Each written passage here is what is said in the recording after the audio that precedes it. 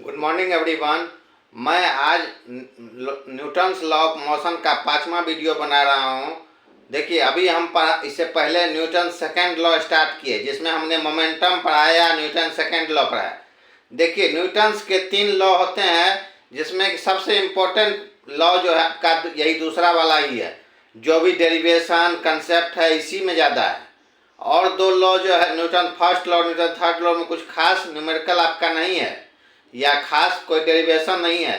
इसलिए जो भी इम्पोर्टेंट चीज़ है आपका न्यूटन सेकेंड लॉ में है। न्यूटन सेकेंड लॉ से क्या क्या पढ़ते हैं हम? फोर्स डिराइव होता है। इससे पहले हमने फोर्स डिराइव करके दिखाया न्यूटन सेकेंड लॉ से। उसी में हमने मोमेंटम पढ़ाया आपको। आज जो हम डिस्कस कर रहे हैं 2 चीज़, मोमेंटम के साथ साथ इम्पल्स को। ठीक है, मोमेंटम और मोमेंटम एंड इम्पल्स कि देखिए दोनों कुछ रिलेटेड, दोनों का कंसेप्ट कुछ रिलेटेड है, इसलिए दोनों को एक साथ हम आज डिस्कस करेंगे, जिससे कि आपका कंफ्यूजन जो है मोमेंटम और इम्पल्स का दूर हो जाएगा। ठीक है, देखिए दोनों जो है ये न्यूटन सेकंड लॉ से ही डिराइव होता है, इसलिए हम इस दोनों को एक साथ डिस्कस करेंगे और दोनों कंफ्यूजन मोमेंटम और इम्पल्स में आज से आपका कोई कंफ्यूजन नहीं रहना चाहिए, इसलिए हमने दोनों को एक साथ डिस्कस करने का सोचा है। ठीक है, देखिए मोमेंटम हम आपको पढ़ाए हैं। मोमेंटम क्या पढ़ाए आपको? मोमेंटम हम आपको बताए how much motion an object है।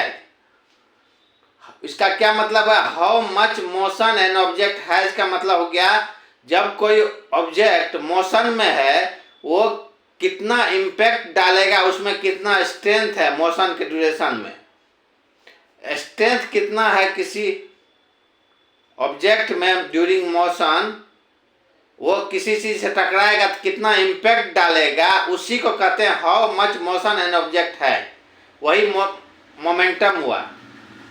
एग्जाम्पल के तौर पर देखिए, एक छोटा सा बुलेट होता है, वो स्पीड उसका बहुत ज़्यादा होता है। तो क्या होता है, एक छोटे से बुलेट जो है स्पीड के चलते कितना इम्पैक्ट डालता है, स्ट्रेंथ कितना होता है उसमें, किसी भी चीज़ को इंजोर कर सकता है। ठीक है, आपके शरीर में लगेगा तो आपके शरीर को घायल कर सकता है। एक छोटे बुलेट जो है वेलोसिटी के चलते कितना इम्पैक्ट डाल रहा है, वही मोमेंटम, उसमें स्ट्रेंथ कितना ज़्यादा है, उसी को मोमेंटम कहते हैं। ठीक है, मोमेंटम जो मैथमेटिकली डिराइव होता है mv।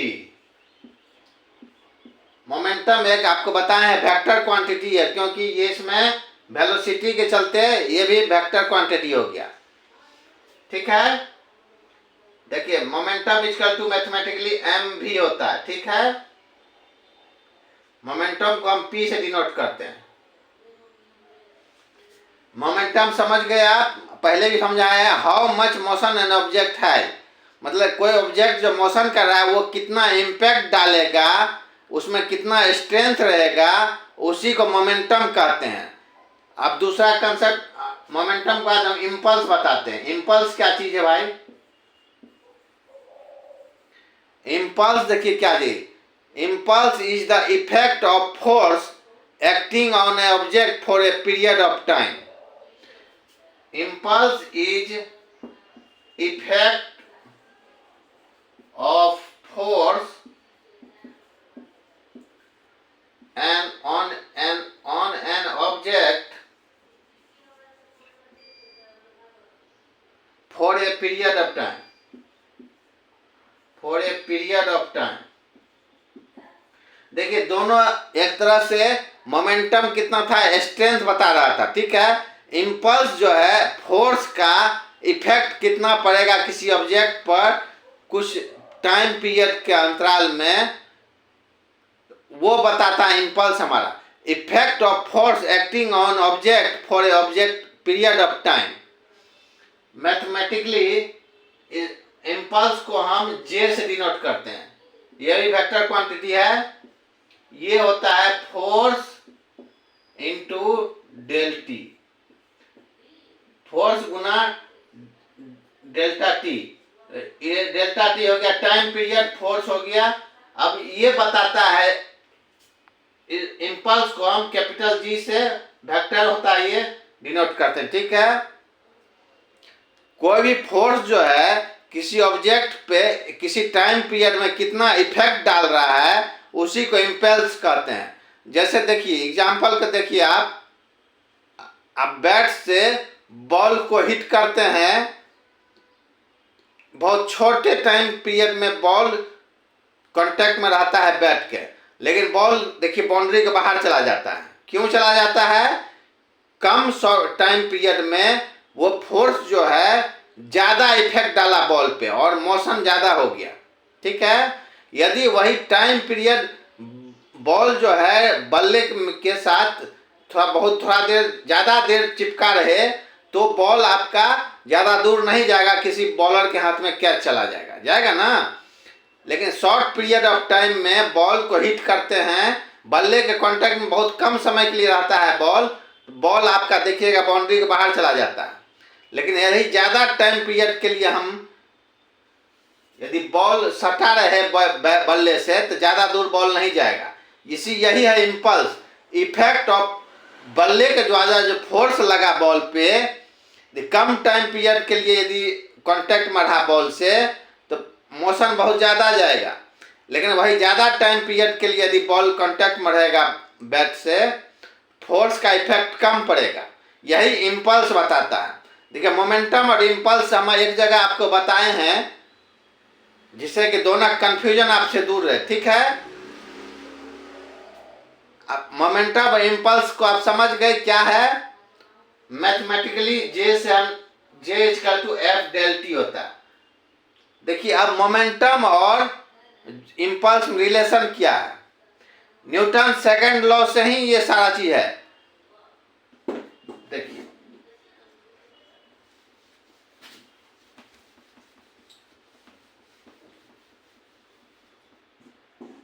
आपको न्यूटन सेकंड लॉ शुरुआत में हम क्या बताए हैं? Rate of change in momentum is equal to force equal to क्या होता था? dp by dt। Rate of change in momentum is force. ठीक है, dp बाय, यदि हम दोनों साइड dt से मल्टीप्लाई कर देते हैं, f dt इक्वल टू यहाँ क्या हो गया? dp क्या हो गया? Change in momentum. dt हो गया शॉर्ट टाइम पीरियड। अब देखिए अभी आपको मैथमेटिकली क्या बता, force into time period duration जो है उसके बराबर क्या होता था? इम्पल्स होता था। यही चीज तो इम्पल्स होता था जे।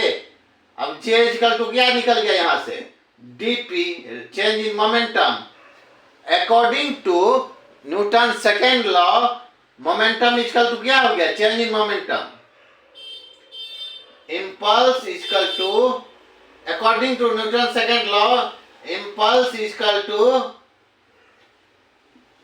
Change in momentum.